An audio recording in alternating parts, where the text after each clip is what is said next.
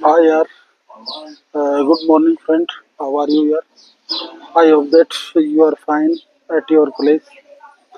Uh, रविवार का दिन है, सूर्य नारायण का दिन है और आशा करता हूँ कि आप अपने घर के ऊपर अपने बच्चों के साथ और वही आनंद ले रहे होंगे।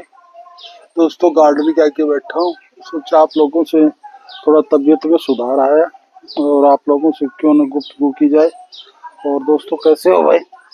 बिल्कुल अच्छा लगता है गार्डन के आगे बैठे फोटो खिंचवाने के लिए। और भाई बहुत ही संडे का दिन है।